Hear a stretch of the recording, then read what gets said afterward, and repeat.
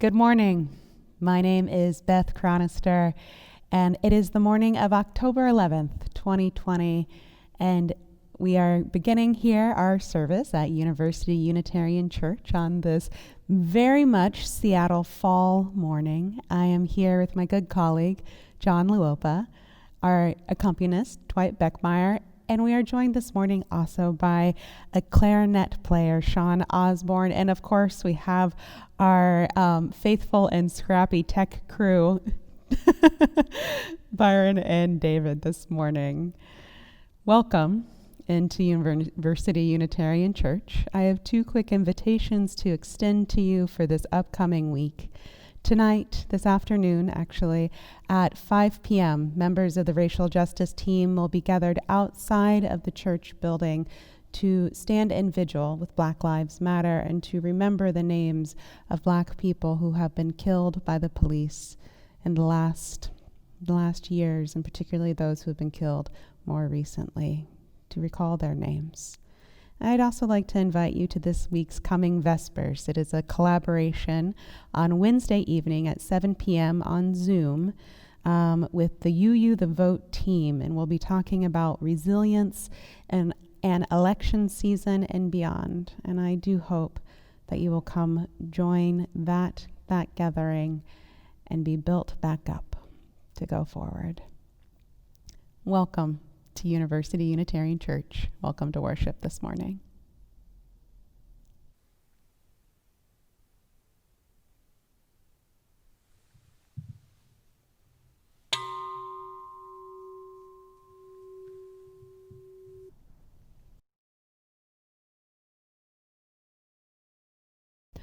I call us to worship this morning with these words by Rainier Maria Rilke.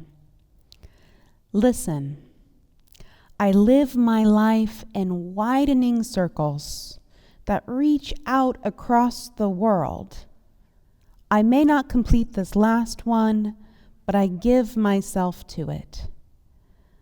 I circle around God, around the primordial tower I've been circling for thousands of years, and I still don't know.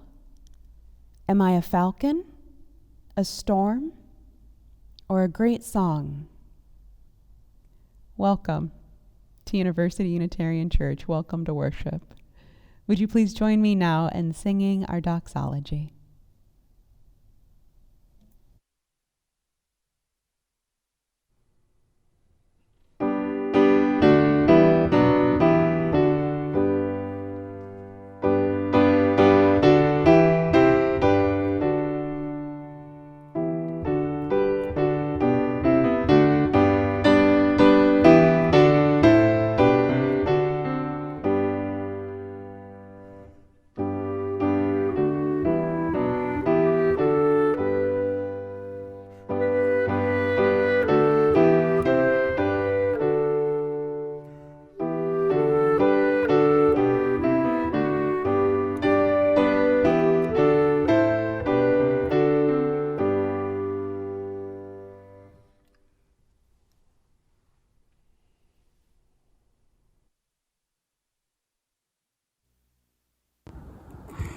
Hello, friends. I have a riddle for you, but first, a little context. So way back in January, truly another time and place, we, with UUs throughout the country, launched UU The Vote to work for a more just and inclusive democracy.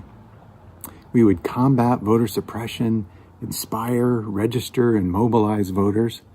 But how exactly? We knew we could count on the UUA for resources, but we also wanted a local partner. Okay, so the riddle.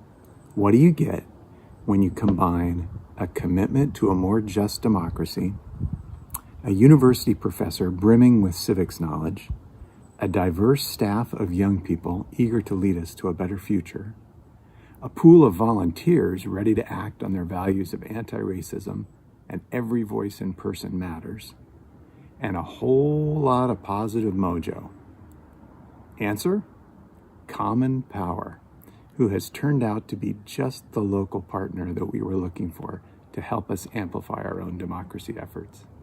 Take a listen to these leaders tell their story And then please join me in making a gift of support to Common Power and our ongoing collaboration for democracy. Hi, everyone. My name is Kylie, and I'm Common Power's Administrative Coordinator, and I'm also a rising junior at the University of Washington. I'm so excited to share Common Power's 3Ms with you. The 3Ms are the non-negotiable values of our organization. They are as follows: mindset, mojo, and mobilize. Mindset. We believe democracy should be just and inclusive, and we have a responsibility to make it so by action. Mojo. We do this work in community and in teams, and we prioritize and amplify next generation leaders. And finally, mobilize. We register and catalyze voters in key states, and we follow the lead of partner organizations. Here at Common Power, we bring these values into everything we do. Every team meeting, every door knocked, and every phone call made. Thank you so much, Kylie. Hi, everybody. My name is Daniel Caseberg, and I'm the Fieldwork Manager with Common Power. There are so many exciting ways to get involved with Common Power, not just this election cycle, but in the years to come. Together, we're involved in advocacy efforts, voter registration, and get out the vote efforts in 23 states across America, including right here at home in Washington State. All you need to do to get started is head to our website, commonpower.org, and go to our Fieldwork tab. There, you can join a team by using the map, and you can also just choose to get involved in efforts based on your schedule by using our calendar. The work that we're doing together is essential for creating the just and inclusive democracy that we know is possible, and we thank you for participating in this work. Thanks so much, Daniel. My name's Maria, and I do fund development with Common Power. And I'm so grateful that Common Power intentionally creates leadership opportunities for our diverse next generation of leaders. I know firsthand how this reduces barriers and expands the communities participating in and benefiting from our democracy. It's these values that Kylie mentioned that makes me so proud to be raising funds for Common Power, knowing that we're building community, registering and mobilizing voters across the nation, but also amplifying the voices of the leaders that will be carrying these efforts forward for years to come. We need your time, talent, and treasure to make it all possible. So please visit commonpower.org/donate to support our efforts. Every gift is meaningful for a more just and inclusive democracy today and tomorrow. And remember, the future that we're dreaming of depends on our ability to come together and take action. We hope you join us.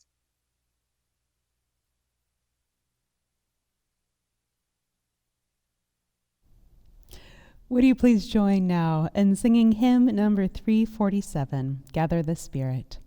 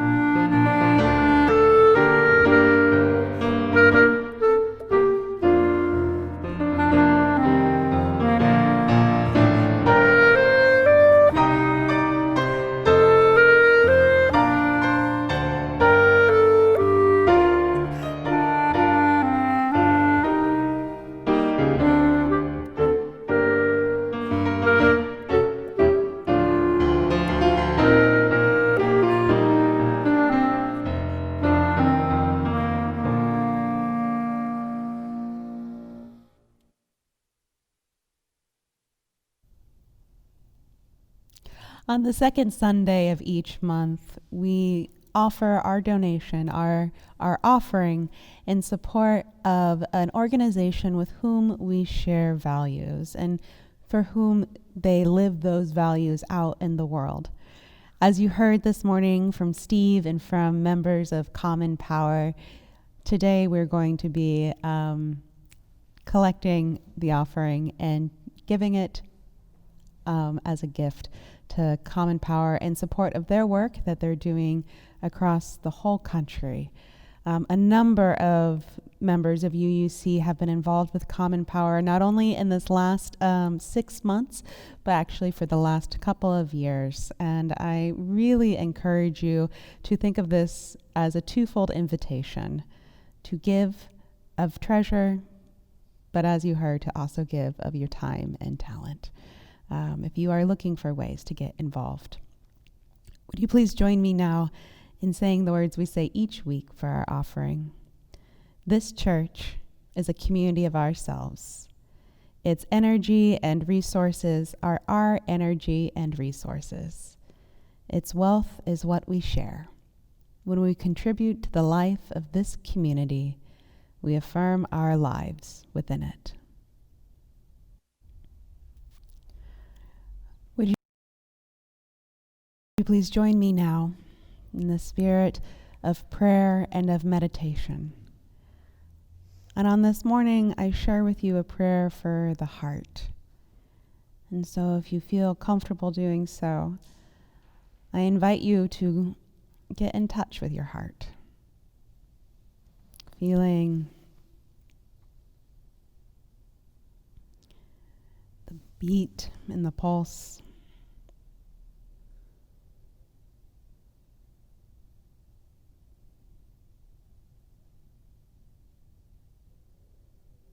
and quieting down to connect with this pulse of life that is always with you.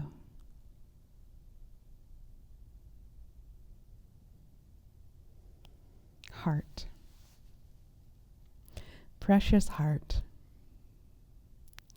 Tether to life. Seat of courage, wellspring of compassion, divine knowing.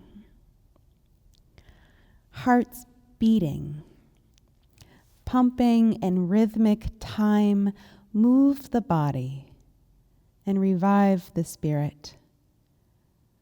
Lay the paths we may travel to return. Return to one another. Return to what pulses with life deep within. Return us to hope from out of despair. Hearts broken, weary from exhaustion and worry, bearing the burdens of grief and disappointment, the pains of personal failings and fumblings, the inescapable suffering of the world magnified in this moment. Hearts breaking open, pulled by the tension of what is and what could be, stretched to the very limit, unbearable, and then breaking as the sun breaks over the horizon each morning, illuminating yet undiscovered chambers that echo with possibility, asking with softness and strength, what does love look like in this situation? I invite you to add the silent prayers and meditations of your own hearts.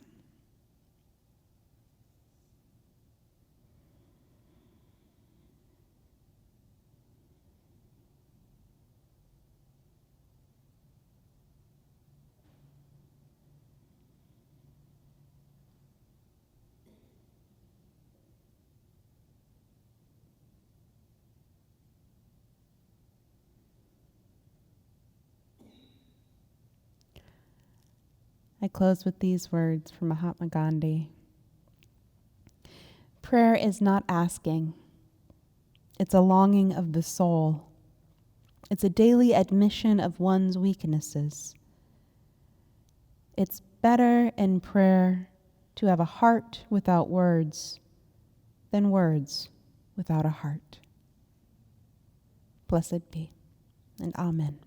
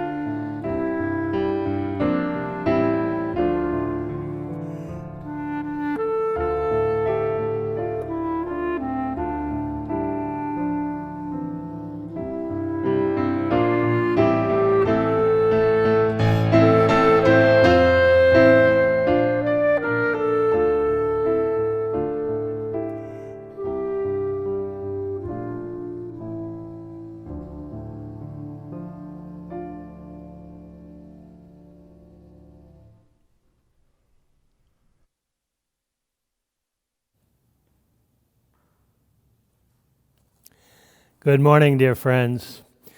This last week, or about last 10 days, I have been reading John Buren's new book called Conflagration. Some of you may recall that John Burns was the president of the Unitarian Universalist Association not all that long ago. He's now retired, lives in Southern California, and he's written a book about the spiritual friendships of many of the transcendentalists in the mid-19th century, many of whom were Unitarians and Universalists. And it is, I must say, a wonderful, wonderful book. And we hope to have a book discussion of that in just after the holidays this year, which I will lead. Conflagration is the name of the book, and John Burns is the author, Buehrens. In reading it, I came across this short piece, which I'd like to open my sermon with this morning. It was written by William Henry Channing, who was the nephew of William Ellery Channing, the founder of Unitarianism here in America in the early part of the 19th century. But he wrote these words: "To live content with small means, to seek elegance rather than luxury, and refinement rather than fashion, to be worthy, not respectable, and wealthy, not rich, to study hard, think quietly, talk gently, act frankly, to listen to stars and birds and babes and sages with open heart, to bear all cheerfully, do all bravely, await occasions, hurry never.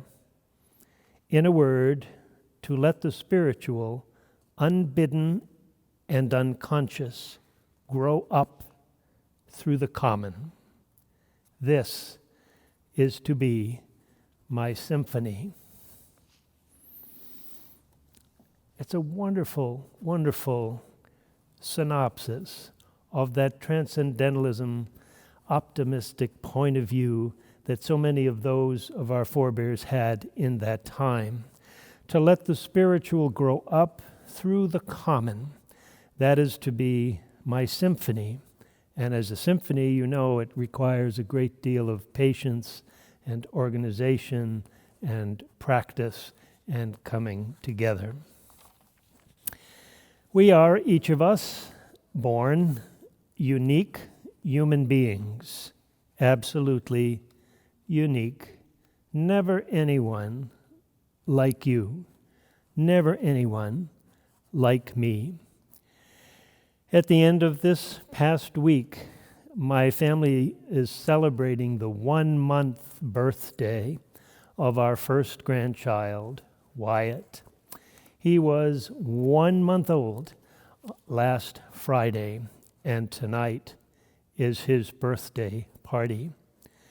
Lucky for my wife Annie and I that we live close enough that we can visit once or twice a week, almost always on Sunday evenings, and have our opportunity, our fix, as we call it at home, to hold him in our arms, to stare at him, to sing to him, to talk to him, to marvel at the tiny eyebrows and fingernails and the little noises that he makes when he's sleeping. He's only 7 pounds, and he fits right here, and I couldn't be happier or prouder when I'm holding him, telling him all about the world, you see, just as his parents are telling him all about the world, like, you're supposed to sleep at night. You really need to sleep at night because I need to sleep at night. You need to eat at a certain time. That's when it will be good for you. You need to be awake a little bit more, sweetheart. You need to get on a regular pattern, you see. We've done this, all of us who are parents or grandparents, and all of us had it done to us when we were children. A process of acculturation or civilizing. It's absolutely necessary, of course, for each of us, but it can also have some difficult consequences. But there's the process, you see, forming and molding and being rounded and shaped according to somebody else's desires, somebody else's interests, somebody else's comfort, and sometimes somebody else's pride, anger, resentment, or bitterness. This is when you need to sleep. You need to count to 10. You need to learn the alphabet, recite the poem, do this dance, dress this way. Trivial, of course, but from the beginning. Boys, don't play with dolls. Amazing that we still hear that today. You must obey your teacher. Be careful when you go outside beyond the yard. And so the school takes over after our brothers and sisters have done their best or their worst with us. And the teacher has a protocol, of course, and a program, and her desires and her interests, and the shaping process goes on, because I know this too, because the mother of this little grandson is a 5th grade teacher in Woodinville, and she has stories about her kids every week, getting them in line. After a while, you grow up and you go out into the larger world, and there are things that you've got to do. Somehow you've got to find your way. You've got to get along with other people. You've got to work out conflicts and challenges. Think of the demands that any kind of work makes on any person, especially now when we are, most of us, confined at home, many with small children, trying to work virtually ourselves and to keep our children in their own necessary process of learning from a screen. The demands that children make upon those of us who have them, they are shaping, but they're being shaped still by our work. And we do certain sorts of things, and we dress in certain kinds of ways, and you meet others, and you live a style of life, and you drive a particular kind of car, of course, and you go to that kind of club, or you don't make it. And we maintain our properties to keep our neighbors happy, and our neighborhoods shape our identities. Even in Seattle, there are people who don't want to live in certain neighborhoods because the property values are less, or they would have to go along with being the kind of person who lives here or there. I had to be aggressive as a very young person in order to get out of my own neighborhood of origin. I had to be, and I never would have made it had I not done so. I don't lament the fact. I'm only stating it. And it served me, of course. And it gave me a chance to do something that no one else in my family had had the chance to do before then. I wanted to do this ever since I was a young kid. But I never really wanted to be aggressive. I didn't want to be. That's not who I am. And those who know me best know that. So, what am I, or who am I, underneath all of this shaping and directing? Who am I? Where is the me in this? Am I what people cut and shape? Oh, I have responsibilities, yes, but I have just expressed the fact that I didn't have the strength except to do it their way. So at varying times in our own lives, we start to look for ourselves. We do this repeatedly through life. There's so much bewilderment, and bewilderment often leads to spiritual fatigue. And spiritual fatigue is seeking the goals whose values you doubt. Spiritual fatigue is seeking the goals whose values you doubt. Nevertheless, you put energy into trying to find them. You're spending your time on ends and objectives, then in better moments you have trouble in approving. And you get tired because you feel as if your integrity is now diminished, or the shape of your life is not the shape of your soul. And the result of this can very often be anger and frustration, whether you're submissive or aggressive. If you are pushed into it, you will be angry and fearful and doubtful and confused and feeling empty and futile at times and even enraged. What did Dylan Thomas the poet say? Do not go gently into that darkness. Rage against the dying of the light. Thomas was talking about an individual and what he or she or they need to do in order to keep their head above water. But this is true in societies as well.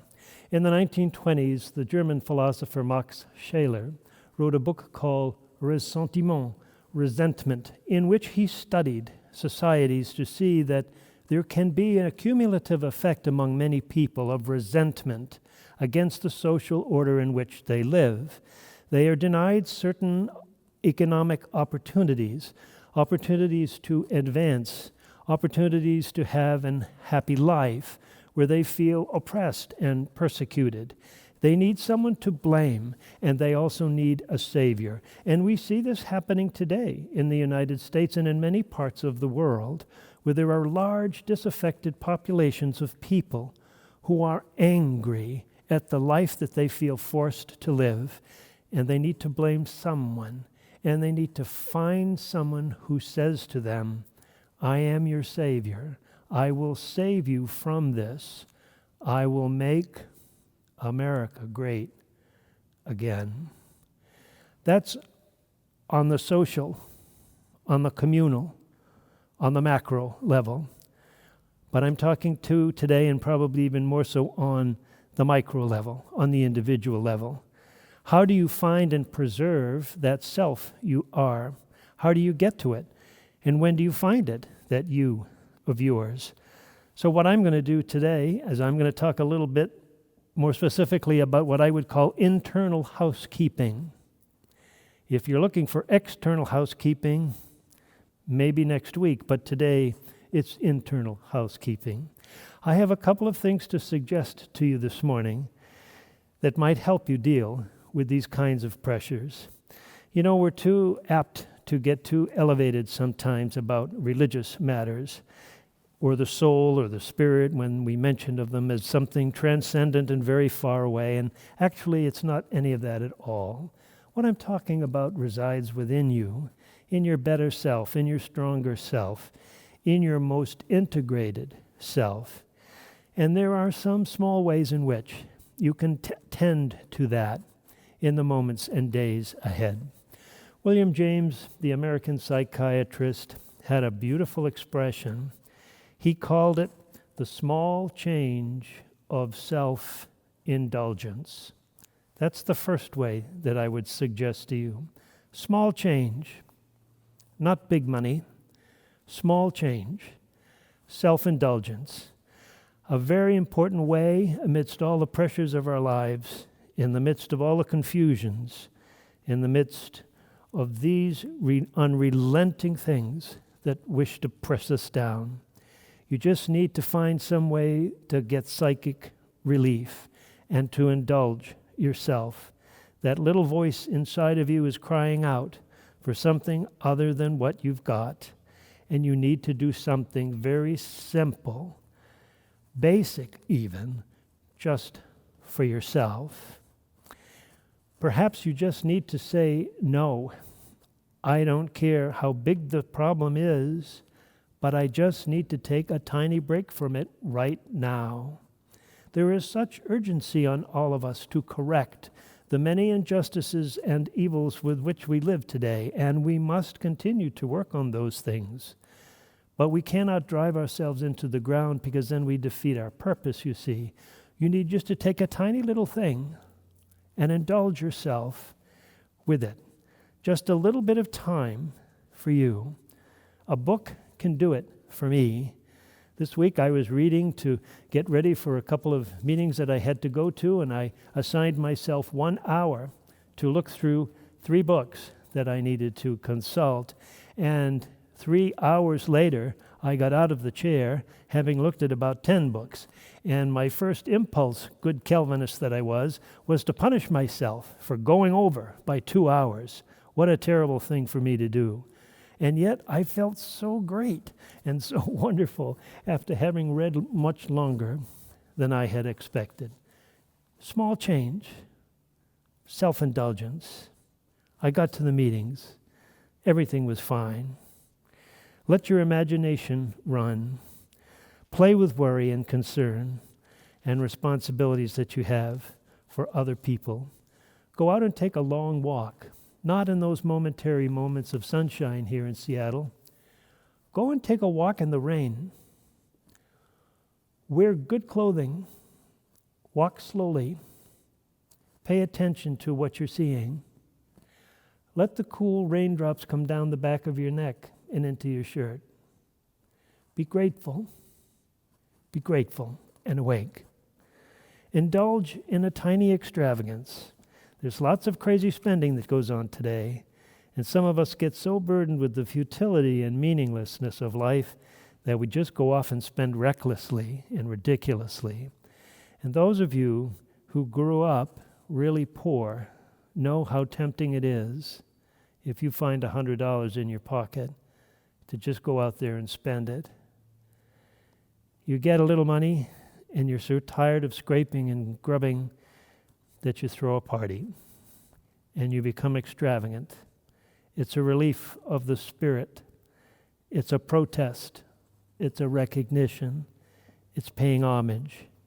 It's the small change of self-indulgence. One way. A second way is a little harder, and that is to discipline yourself to let go. This is a deeper way than self-indulgence. You let go. You say, I'm not going to do it. I can't manage anymore. I need to get some space from that. Not an abandonment of your responsibility, but a kind of pacing yourself in handling your responsibilities. Are we afraid to let go? Needing to be super responsible so much of the time, most of us, we are afraid to let go. But remember that the oarsman reaches the shore by pulling on the oars and then letting go. Pulling and letting go. Have you buried yourself so much that there's nothing in there to give freedom to? No, I don't think you would be listening this morning if you felt that way. So you reach in and you just shuck it all off and let the self have a chance. Don't fight it all the time. You won't make it. When I was a young minister, long ago now, Tuesday was my day off.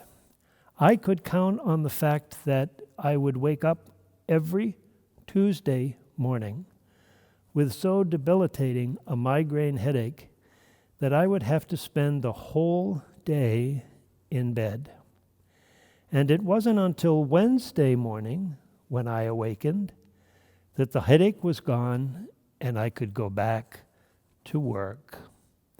I had concentrated all the stress of that responsibility in one day. And a member of the congregation, who was a general practitioner, said to me, John, cortical responsibility must be limited. That is, the cortex of your brain has to have some relief. Otherwise, physiology will do what self-consciousness fails to do. Your body will react to the stress that you are giving it. Stop trying to run everything, control everything. That is often an external demand for success, and your spirit cannot tolerate it, but will respond through your body. There's a natural body and a natural brain in the body, and the spirit belongs to nature.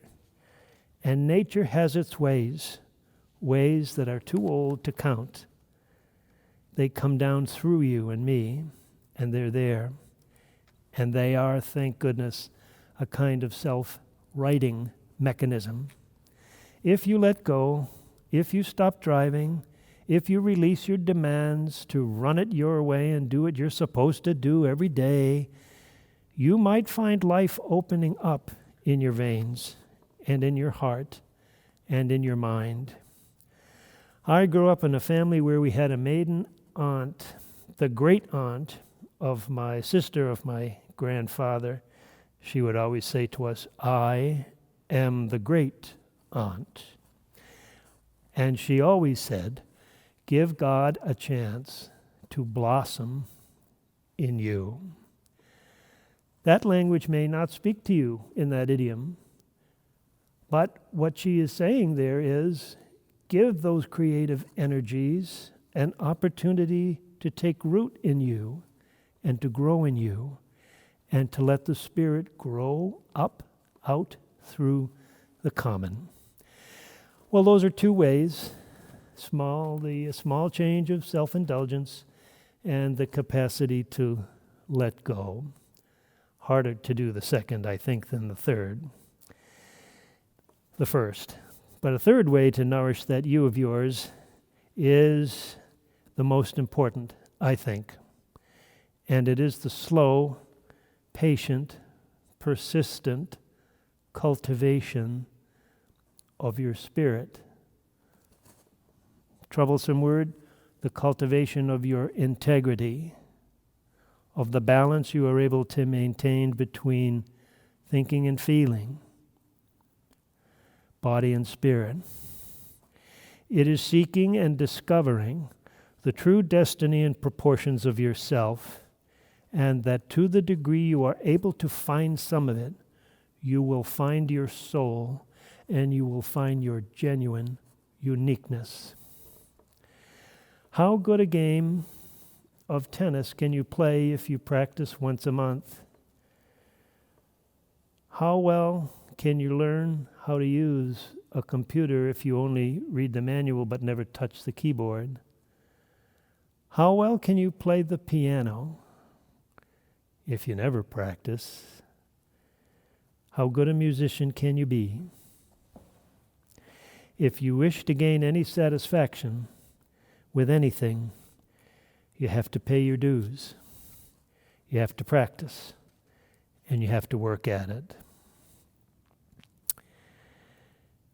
One thing about conservatives, they are, in general, a group of people who have disciplined themselves to focus and to stay the course.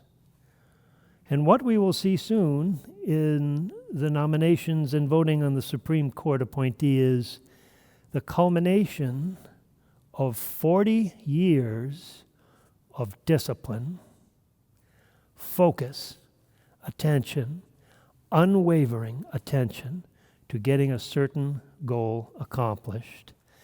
And that's why they will brook no opposition in reaching this goal, however wrong that may be. My point with this is that they are able to stay focused and disciplined in what it is they want to achieve, you see. How can we expect to feel a greater sense of community, to nurture the growth of our own spiritual understanding, to feel as if we have made any kind of contribution in helping other people if we don't work at it constantly, pay the price it requires, take the risk it demands? Do you think we can just call for these things and they appear. What this way calls for is a kind of liberating discipline. A liberating discipline. Well, what might that look like for us? Every year we have what we call a General Assembly. It's our National Assembly of congregations and individuals somewhere in the country. I could have gone at this point to about 40 of these. I have chosen to go every other year. But I have made it a practice when I go to these conventions, which actually I don't like, to pick a few workshops that I know will absolutely massage all my prejudices. And then I pick an equal number of workshops that I know will just drive me crazy. And I go to all those workshops, and sometimes the ones that drive me crazy, they really drive me crazy. But there have been more times when I have gone to those workshops when they have tipped over my apple cart of understanding, and the apples are scattered all over the floor, and I have to put them all back together again. And I was exposed to something that forced me to go deeper or broader, to be more inclusive, to be more understanding. Sometimes pretty painfully so, but necessarily so. You see, it's a discipline to expose yourself to points of view that you would have difficulty with, that challenge you, that make you uncomfortable, you see. I worked some years ago with a Zen abbot who told me about his Zen teacher of the early part of his training, who was still in Japan, but who had gotten out of some of the practices that he had devoted his whole life to over 80-some years. And as a result of losing the discipline, he was beginning to fall back into old harmful patterns of thinking and behaving. And how sad it was for this student of his, my teacher, to see this, to realize if we unhook from the discipline, we may revert to older ways of thinking and being, which may not be in our best interests, you see. Again, it makes the point of practice and staying with it and being disciplined. If we wish to have a spiritual life, if we wish to have a religious community and be of service to other people, all of these things require some commitment and work. And I can say to you with some degree of authority that no matter how you get these things, you will not be able to keep them without paying for them, without application.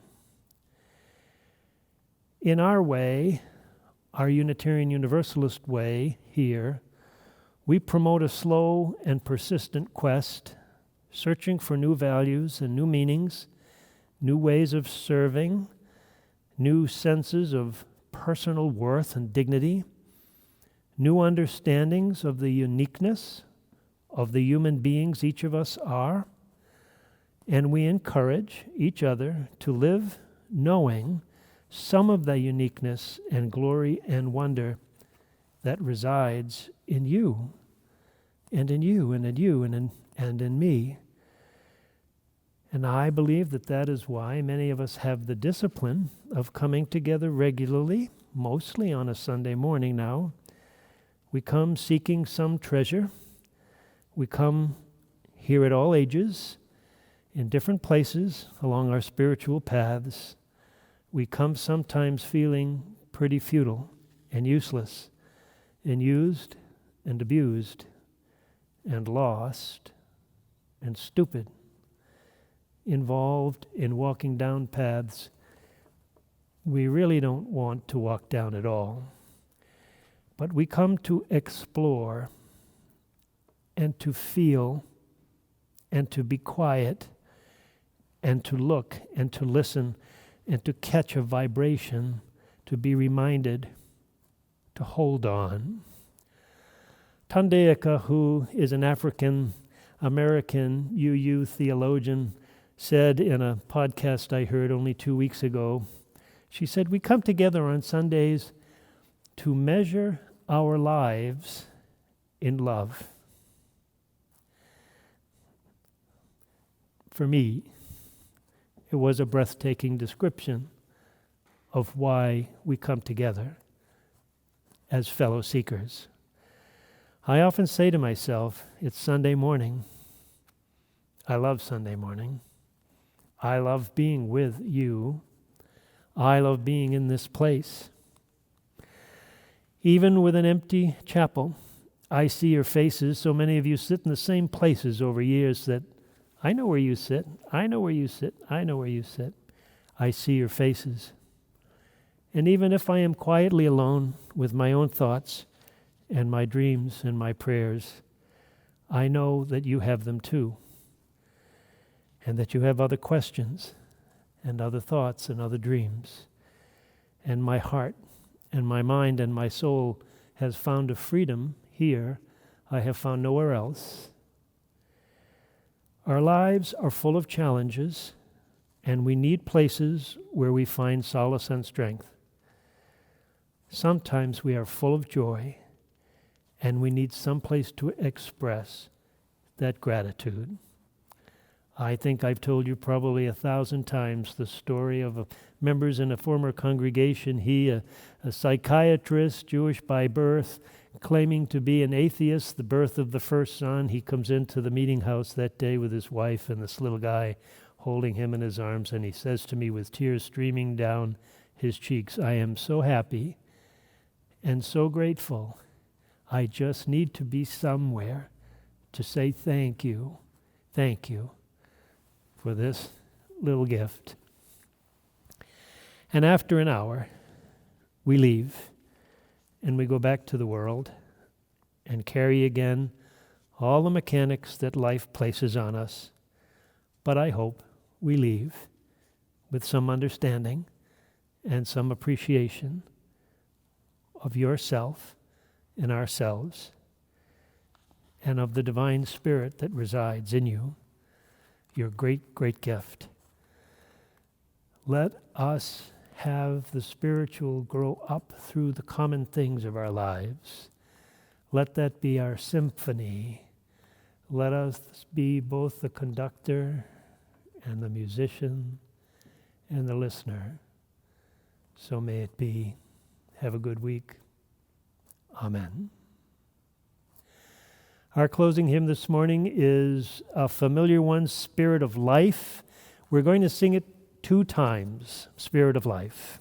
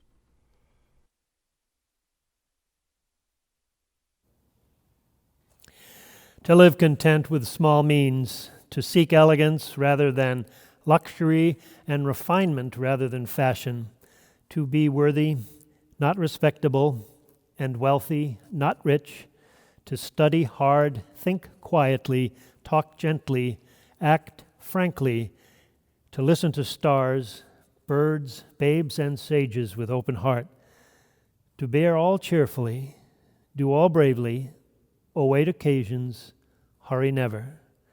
In a word, to let the spiritual, unbidden and unconscious, grow up through the common. Let this be our symphony. So may it be. Amen.